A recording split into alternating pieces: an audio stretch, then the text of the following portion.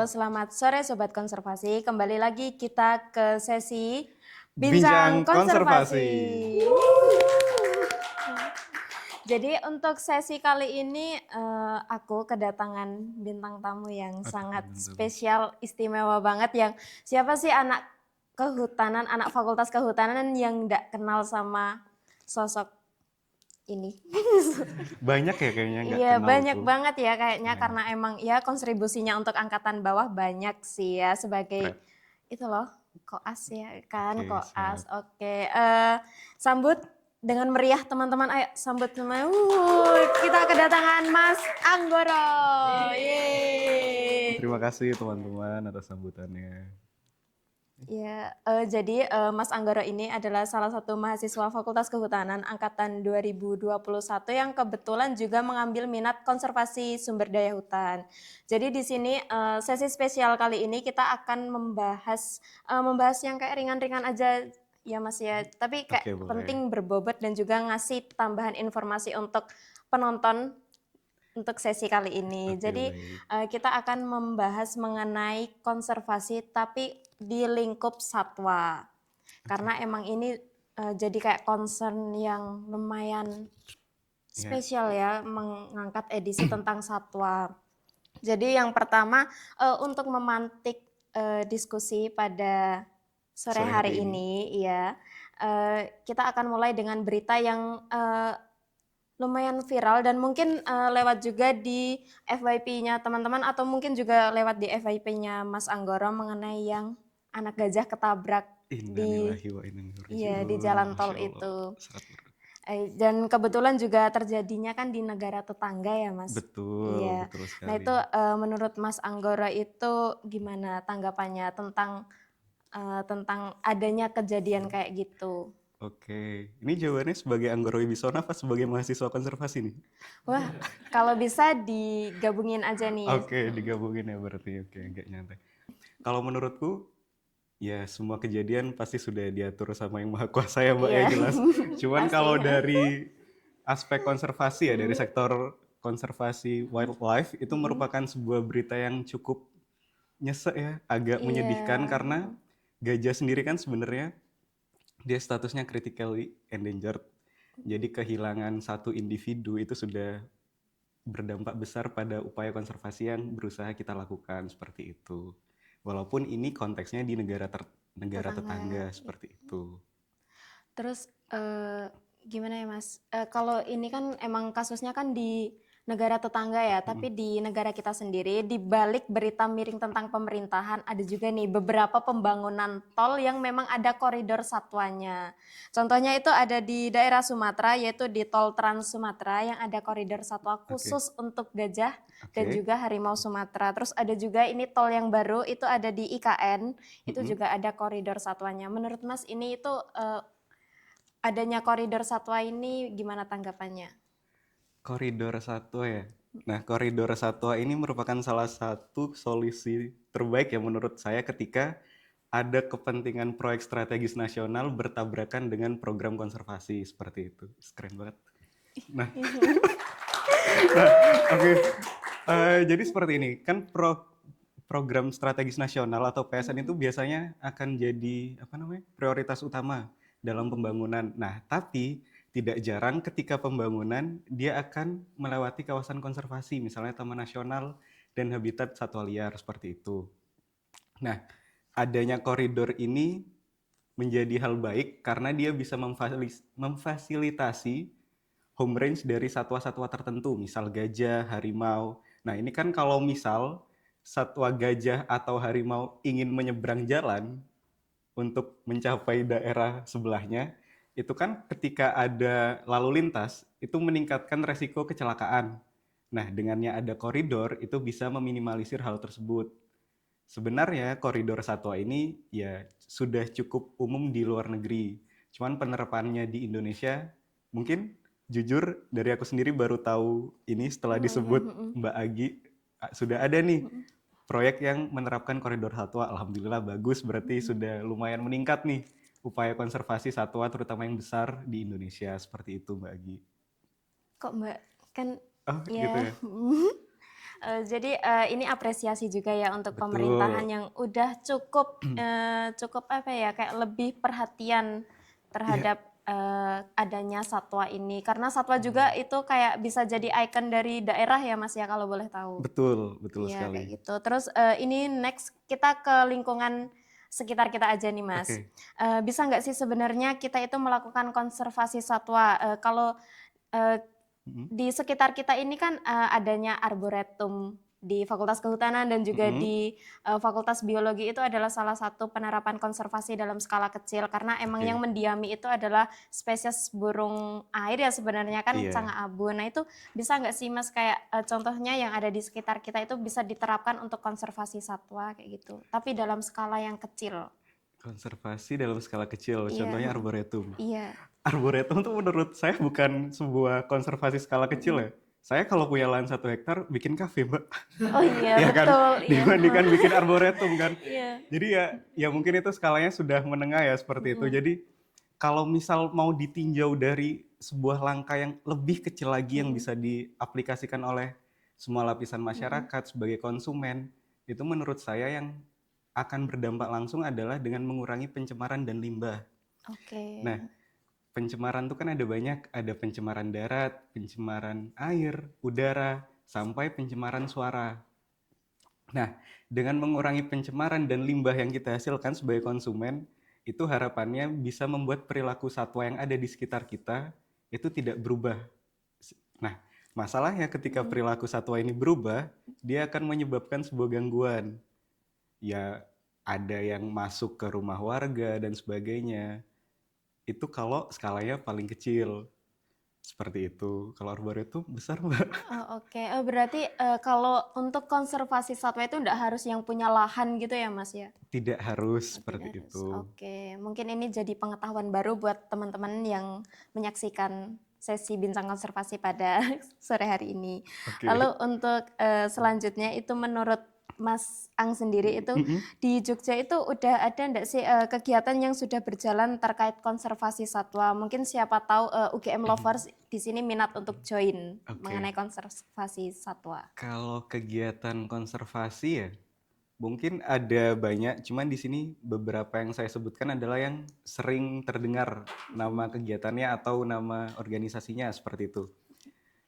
Yang sering itu ada 4K, Yayasan Aksi Konservasi, itu yang di Pantai Pelangi, kalau teman-teman tahu, dia itu bergerak di konservasi penyu. Nah, kebetulan sekarang ini adalah periode penyu naik dan bertelur. Kalau teman-teman tertarik terhadap penyu dan bagaimana sih cara konservasi penyu, terutama di Pantai Pelangi, itu teman-teman bisa ikut seperti itu. Terus ada Jawi, Iya, Javan heeh. Wildlife, itu udah banyak pengamatan terkait burung dan beberapa satwa lainnya. Ada suara oa juga, emang fokusnya di gibbon. Nah, Oke. kayak gitu. Tapi hutannya di Kemuning kalau nggak salah. Nah, itu agak Hmm. lupa-lupa juga ya. Nah, kalau misal teman-teman mau cari yang sangat dekat dengan teman-teman UGM nih, ya salah satu yang saya sarankan adalah ikut KP3 seperti itu. Karena Iya. emang basisnya Mm-mm. di Fakultas Kehutanan UGM dan teman-teman juga lebih dekat kalau mau main-main kayak gitu. Kegiatannya banyak, ada pengamatan, Mm-mm. ada pematerian, kadang ada yang penanaman juga. Jadi kalau teman-teman tertarik terkait konservasi satwa, bisa banget gabung ke KP3. KP3 itu kelompok pengamat, Peneliti peneliti, dan dan pemerhati. pemerhati. Seperti itu. Dan KP3 sendiri itu nggak cuma fokus di satu satwa ya Mas ya, Betul, tapi betul banget. banyak banget bidang ilmunya. Kayak contohnya itu ada di burung, Mm-mm. ada di primata dan juga ada di herpetofauna. Betul, Ya, betul dan sekali. herpetofauna ini tuh lumayan cukup luas karena nggak Mm, cuma di reptil tapi juga ada di amfibi. betul. Aku juga sempat lihat nih Mas Ang itu juga ikut kegiatan KP3. Kalau boleh Ya, tahu spill dong kegiatan KP3 yang Mas Ang ikutin itu apa aja? kalau kegiatan KP3 yang saya ikutin itu, yang pertama itu sebagai pemateri, pemateri metode penelitian satwa itu pernah di KP3 apa? Herpetofauna. Herpetofauna. Terus pernah ikut pengamatan KP3 burung itu pernah kayak gitu. Kebanyakan sih ikutnya adalah yang pengamatan karena ya saya tertariknya di situ. Jadi walaupun bukan sebagai Mm-mm. anggota resmi KP3, tetap memungkinkan untuk teman-teman ikut kegiatannya kalau misal memang penasaran seperti itu. Oke, menarik banget ya untuk kegiatan KP3 ini karena Lumayan. emang beragam banget yang bisa dilakuin mengenai KP3. Mm-mm. Terus menurut Mas Ang ini, Mm-mm. apakah populasi satwa ini berdampak pada kehidupan kita? Karena satwa itu kan benar-benar beragam banget. Bahkan Betul. ada yang setiap hari mungkin teman-teman konsumsi ya, contohnya ayam, kan ayam Iya. juga termasuk satwa. Mm-mm. Apakah populasinya itu bisa berdampak di kehidupan kita kayak gitu? Oke, Mm. populasi satwa di kehidupan sekitar. Kalau berdampak, jelas sangat berdampak ya, Mm. Agian. Nah, Iya. kalau misal, apa ya, kalau yang skala yang besar kan yang Mm. sebagai konsumsi kayak gitu ya. Mm. Cuman di sekitar kita sebenarnya banyak kok satwa-satwa itu yang sebenarnya punya peran tersendiri dalam memastikan bahwa ekosistem yang ada di sekitar itu tetap terjaga fungsinya. Mm. Ini mau pakai studi kasus nggak? Ini maksudnya hal yang sangat Boleh dekat banget nih. denganku Iya. ya. Jadi Mm. tuh aku punya sebuah laba-laba liar kecil yang kunamain Yosep. Satu, Satu. satu, Satu satu. laba-laba kecil bernama Yosep. Oke, Selama Yosep. ada Yosep di kosan, Ya, semua nyamuk itu nggak ada. itu ndak di kandang Itu Yosepnya. tidak di kandang. Yosep berada Oke. di langit-langit seperti itu. Dan Mas itu bisa mastiin kalau itu Yosep atau mungkin ada ini laba-laba lain mungkin gitu. Satu-satunya Heeh. laba-laba yang ada di kos hanya Yosep itu ya Oh, kebetulan. oke. Nah, jadi dari situ kayak, oh berarti si Yosep nih makan apa? Si Nyamuk. nyamuk-nyamuk ya Mm. nih. Oke lah, akhirnya kubiarkan si Mm-mm. Yosep berdiam diri di sana. Nah, 3 bulan kemudian Yosep Mm-mm. menghilang. 3 bulan banget ini. 3 bulan kemudian Yosep Mm-mm. menghilang dan nyamuk mulai kembali ke Kamar kosan kos, seperti oke. itu. Nah, itu Mm. kan sebenarnya hal yang kecil ya. Iya. Mm. Gimana peran laba-laba atau predator-predator serangga di sekitar rumah Mm. kita itu sebenarnya bisa membantu mengurangi gangguan serangga yang mungkin dari Mm. teman-teman UGM sendiri itu merasa, wah ini susah nih ngusirnya, harus Mm. pakai apa, Raket nyamuk atau raket mungkin nyamuk. Boleh sebut merek gak nih? boleh, Baigin kayak ya gitu itu ya, Baigin. Nah itu kan gini. kayak nambah biaya kan. Iya. Tapi kalau Mm. teman-teman memelihara Yosef, nggak Heeh. ngapa-ngapain. Oke. Dia hilang sendiri Mm. seperti itu. Itu kalau yang paling dekat. Nah Mm. cuman ada beberapa contoh lain kayak peran burung. Mm. Burung tuh kan juga makan serangga, ya misal jangkrik lah teman-teman kalau misal sering terganggu kayak gitu. Kayak gitu aja sih Mbak. Mm. Kalau misal contoh yang skala besar itu pernah di Cina tuh dia pernah mencanangkan sebuah program gimana kalau kita membasmi tikus tanah karena Mm. dianggap sebagai hama pertanian. Oke. Nah, cuma ketika mau dibasmi itu ada pakar-pakar nih yang ternyata meneliti bahwa tikus tanah tuh sebenarnya tidak semengganggu itu loh. Dia tuh Mm. malah memperbaiki apa ya, kemampuan tanah mengalirkan air. Oh, Kalau drainasenya ya, drainasenya seperti struktur itu kalau tanahnya. teman-teman Mm. tahu. Jadi kayak dia tuh sebenarnya mencegah terjadinya banjir secara tidak Mm. langsung. Nah, karena pemerintah Cina sudah tahu hal ini, akhirnya pembasmian itu tidak jadi dilakukan. Mereka pakai pendekatan lain. Oh ini loh Mm. manfaatnya satwa tuh ternyata ada kayak gitu. Tuh teman-teman mungkin bisa search di Google atau media informasi lainnya kalau misalnya pengen tahu lebih lanjut terkait hal tersebut kayak gitu. Oke, jadi keberadaan satwa itu tidak serta-merta tanpa ada alasan ya. Ya, Betul. walaupun sekecil Yosep pun, Yosep itu bisa jadi bioindikator ya untuk Mungkin ada ya. tidaknya nyamuk. Mungkin Iya, Yosef. Yosep, ya Mm-mm. Yosep banget nih. Maaf ya teman-teman kalau ada Heeh. yang namanya Yosef dan tersinggung. Iya. Terus tauku juga sih katanya juga capung itu bioindikator juga ya untuk lingkungan yang baik Betul, ya. capung, kunang-kunang itu indikator Mm-mm. lingkungan yang bersih, tidak ada Mm-mm. polusi udara.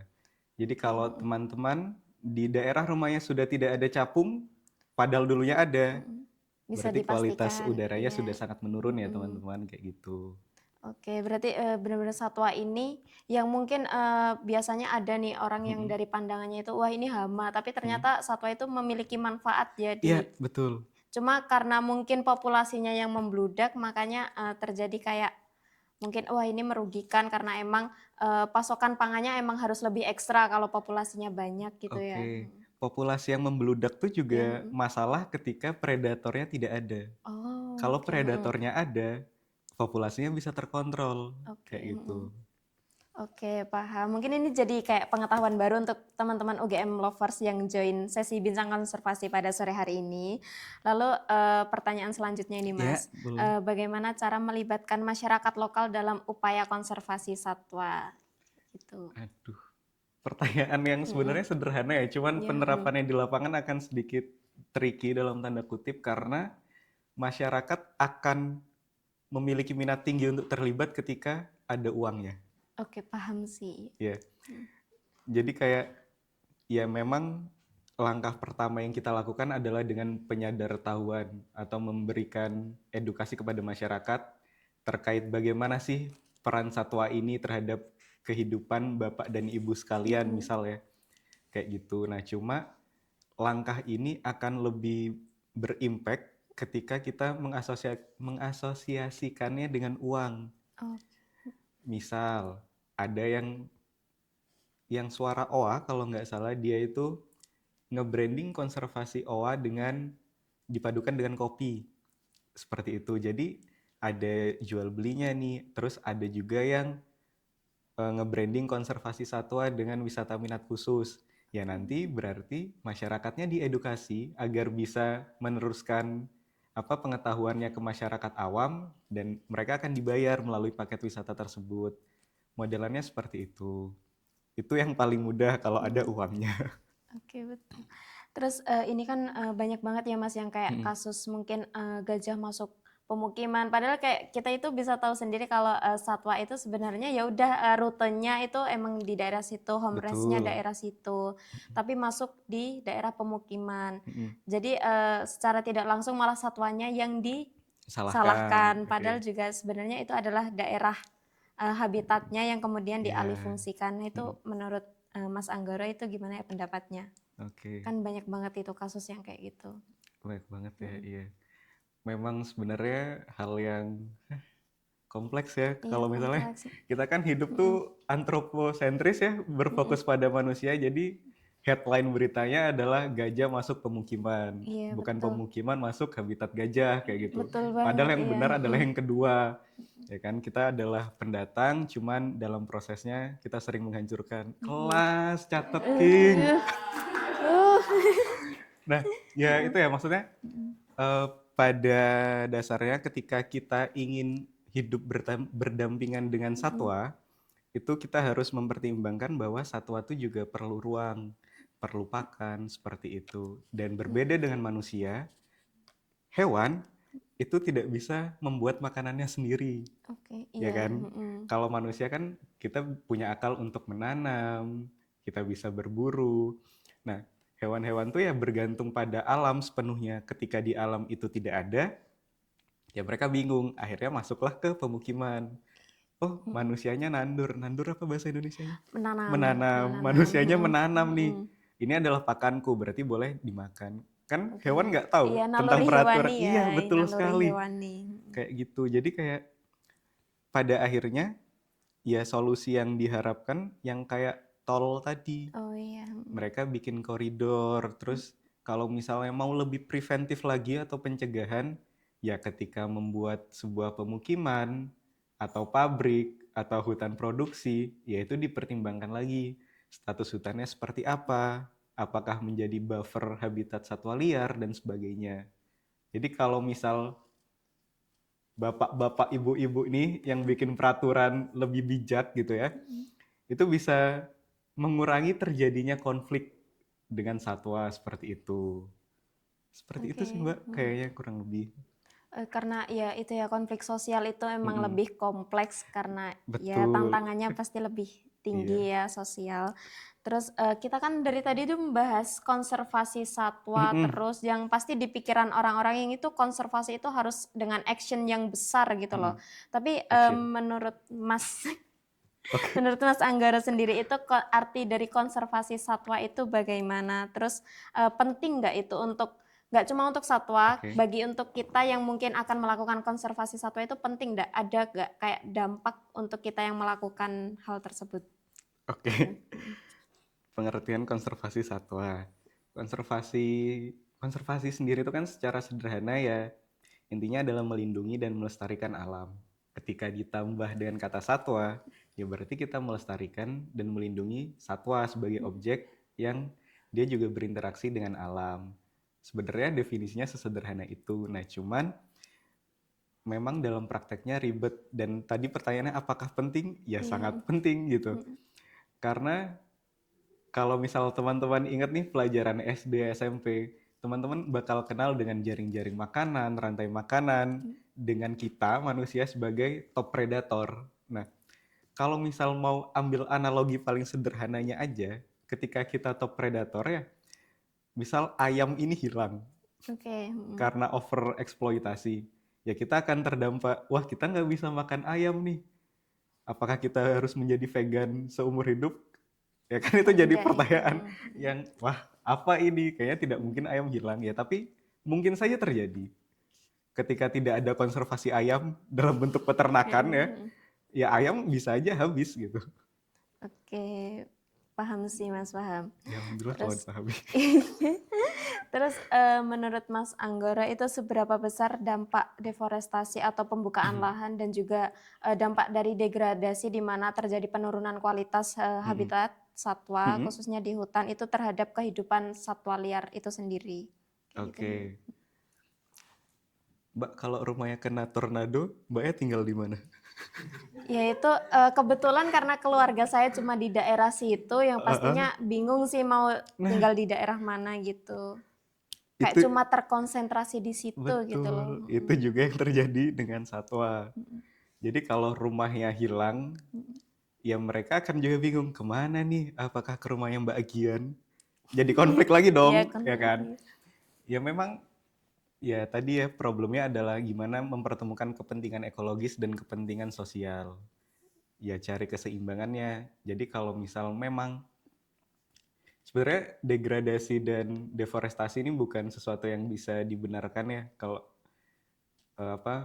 teman-teman mau meninjau dari manfaatnya karena kita tuh selalu mengasosiasikan kalau misalnya mau meningkatkan produktivitas itu kita harus menambah lebih banyak lahan kayak gitu. Nah, ini mungkin paham yang udah lama banget dan harus segera diubah. Kalau misalnya mau meningkatkan produktivitas, ya kita bisa main-main dengan ya mungkin GMO tuh genetically modified organism. Kayak jagung yang pertumbuhannya cepat, padi yang pertumbuhannya cepat, seperti itu. Jadi kayak nggak usah nambah lahan ini. Misal untuk food estate kita nambah lahan, akhirnya food estate-nya gagal, kayak Oke. capek. Ya kan, akhirnya satwanya hilang kayak gitu. Cuman kalau misalnya balik ya, maaf agak nyimpang dikit tadi. Kalau dampak deforestasi dan degradasi hutan ke satwa, ya jelas habitatnya terganggu, terus meningkatkan kemungkinan konflik dengan manusia, dan itu mempercepat kepunahan spesies pasti.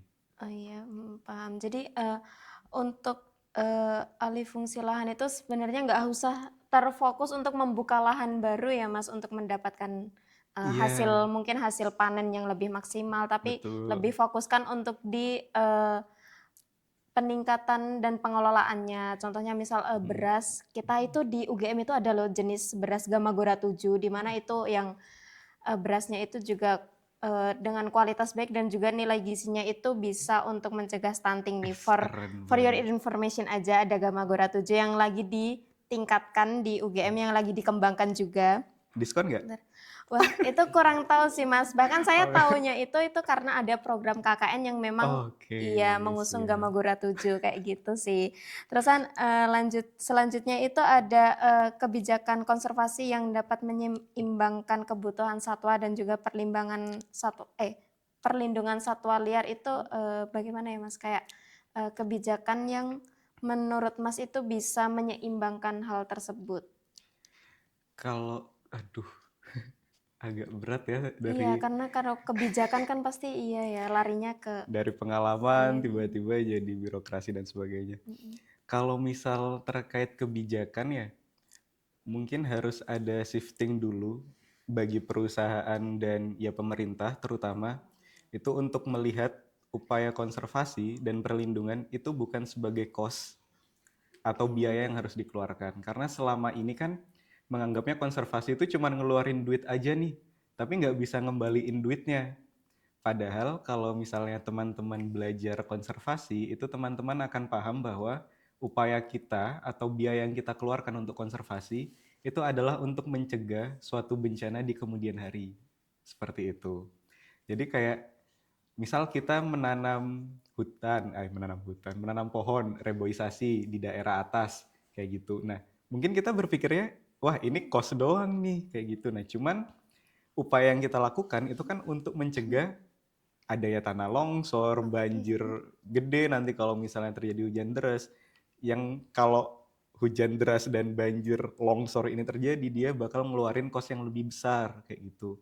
Nah, paham inilah yang harus ditekankan terlebih dahulu. Nah, ketika pemerintah sudah tahu bahwa sebenarnya saya yakin tahu sih, cuman ya ada proses yang ribet lah dalam penentuan itu. Ketika konservasi sudah dianggap sebagai upaya pencegahan bencana dan memang harus disegerakan dilakukan, nah ini nanti kayak akan mengalir aja sih sebenarnya Agian.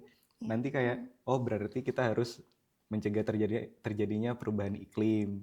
Nah, dari paham tersebut, itu nanti akan keluar sendiri kayak kebijakan, oh berarti harus menanam pohon yang menjadi habitat satwa liar kayak gitu, karena kita butuh dengan interaksinya, seperti itu. Jadi kayak memang susahnya di situ sih, karena konservasi dianggap belum menguntungkan sampai saat ini. Iya, Pak. Banyaknya juga di Indonesia ini program konservasi satwa yang berjalan, itu fundingnya atau pembiayaannya, pendanaannya, itu kebanyakan ngambilnya dari luar. Misal dari kebun binatang luar negeri, mau konservasi badak, dia kan nyuntikin dana nih, misal ke Ujung Kulon, itu untuk konservasi badak. Tapi dari pemerintah Indonesia sendiri, walaupun sudah ada TN ya, itu masih relatif minim kalau dibandingkan dengan kebutuhan dana yang ada, seperti itu. Ada berita bagus tadi baru baca dari Taman Nasional Bukit Baka Bukit Raya kalau nggak salah, itu berhasil melepas liarkan 5 orang utan kalau nggak salah setelah proses rehabilitasi kayak gitu. Ya sebenarnya mereka ini udah jalan semua teman-teman, cuman emang yang sering kita lihat adalah yang jelek-jeleknya nih. Ya, pasti yang diberitakan itu yang kayak, Iya iya itu. betul. Yang baik ada, cuman ketutupan Iya aja kayak gitu. betul. Jarang ke up ya untuk yang baik-baik. Iya, oke. Terus kan kita kan mahasiswa konservasi ya Mas ya, kan udah bukan rahasia Umum. iya, ini udah rahasia umum banget kalau kita itu mahasiswa konservasi. Yang pastinya kita kritis banget ini terhadap adanya berita-berita konservasi. Misal nih, kalau ada nih berita kalau ada misal pemburuan harimau untuk diambil kulitnya, tapi kita itu berada di Jogja yang pastinya kita jauh dari lokasi kejadian. Nah itu apa upaya yang bisa kita lakuin untuk hal-hal kayak gitu? Yang bisa dilakuin tentunya berdoa ya. Semoga semuanya cepat membaik. Dunia jahat banget soalnya. Terus kalau yang kedua dan memang mungkin lumayan berdampak ya, itu adalah dengan menyuarakan pendapat teman-teman terhadap kegiatan tersebut. Jadi misal ada upaya konservasi gajah kayak gitu ya, kita ambil yang lagi booming. Teman-teman bisa nih posting atau nge-up bahwa saya mendukung konservasi gajah, saya setuju dengan program ini karena bla bla bla bla bla bla. Kan juga banyak kan kayak campaign kayak gitu. Save gajah misal, save harimau, save Yosef, banyak lah pokoknya. Oke, Yosep ya. Mungkin sekian ya Mas untuk sesi bincang konservasi pada sore hari ini. Terima kasih karena udah datang dan udah mau berkontribusi nih dan juga meng-share pengalaman pribadi. Oke, terima kasih Apalagi kembali. tadi ada tambahan si Yosep ya sebagai bioindikator yang sangat Yosef wah. bioindikator. Yosep sebagai bioindikator. Jadi makasih banyak ya Mas Terima ya. kasih kembali sudah mengundang. Terasa sangat cepat sekali ya waktu Iya, berlalu kalau lagi asik kayak gitu. Ya yang Oke. penting tadi ya teman-teman pesannya bahwa upaya konservasi itu tidak harus dengan langkah yang besar. Bisa dari langkah-langkah kecil seperti meminimalkan limbah atau bersuara lewat sosial media. Harapannya dengan teman-teman membagikan pengetahuan teman-teman terkait konservasi itu bisa sampai ke berbagai lapisan masyarakat seperti itu. Oke, nggak terasa bincang konservasi pada sore hari ini udah selesai. Nantikan bincang konservasi selanjutnya dari Forestation FKT UGM yang mungkin teman-teman bisa ikuti informasinya ya Mas, yaitu lewat Instagram Forestation FKT UGM ataupun mungkin bakal di-up di TikTok yang baru banget launching nih di Kabinet Merak Oke. Hijau. Sekian bincang konservasi pada sore hari ini. Wassalamualaikum warahmatullahi wabarakatuh. Dadah.